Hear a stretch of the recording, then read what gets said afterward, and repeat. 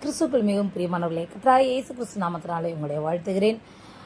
நாம் ஒவ்வொரு நாளும் நம்மளை ஒரு பர்ஃபெக்டான ஒரு ஆளாக காமிச்சிக்கணும்னு சொல்லி நம்ம அதிகம் விருப்பம் கொள்கிறோம். நம்ம தினமும் அன்றாடம் நம்ம அலங்காரம் பண்ணிக்கிறவங்களாக நம்ம காணப்படுறோம். நல்லா குளிக்கிறோம், நீட்டாக ட்ரெஸ் பண்ணுறோம். வெளி பார்வைக்கு யாராவது நம்மளை பார்க்கும்போது நம்ம நீட்டாக இருக்கோம் அப்படி சொல்லணும்னு நம்ம எதிர்பார்க்குறவங்களாக நம்ம காணப்படுகிறோம். நம்ம இருதயத்தை அதே போல் நம்மளோட உள்ளான மனுஷனை நம்ம நீட்டாக வச்சுக்கணும்னு நினைக்கிறோமா? நம்ம இருதயத்தை நம்ம பரிசுத்தமாக வச்சுக்கணும்னு நம்ம நினைக்கிறோமா? ஆண்டவர் நம்ம இருதயம் பரிசுத்தமாக இருக்கணும்னு விரும்புகிறார்.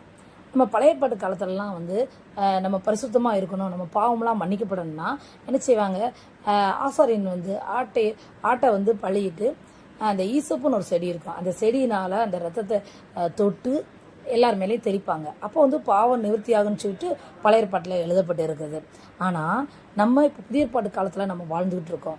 நம்ம இருதயம் எப்படி நம்ம சுத்திகரிக்கப்படணும்?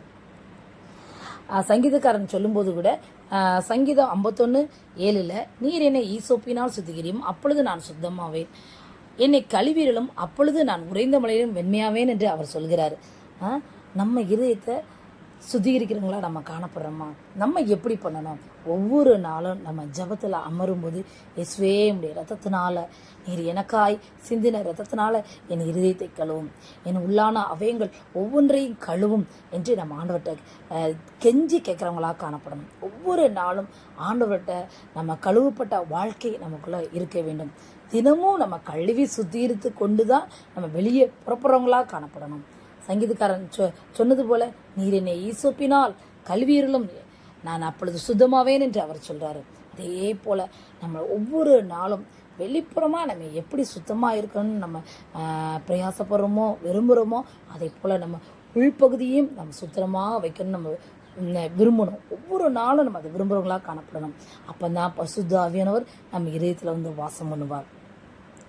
ஆண்டவர் நம்ம இதயத்தில் வாசம் பண்ணணும்னா நம்ம என்ன செய்யணும்? நம்ம இருதயத்தை பரிசுத்தமாக்கி கொள்ளணும். நம்ம இருதயம் பரிசுத்தமாக இருந்தால் தான் ஒவ்வொரு நாளும் அது சுத்திகரிக்கப்பட்டாதான் ஆவியானவர் தங்குற அது இடமாக காணப்படும். பிரியமானவர்களே, இந்த நாளில் நம்ம சுத்திகரிக்கப்பட்ட வாழ்க்கை வாழ்வோம். தேவன் தான் நம்மளை ஆசீர்வதிப்பாராக. ஆமென்.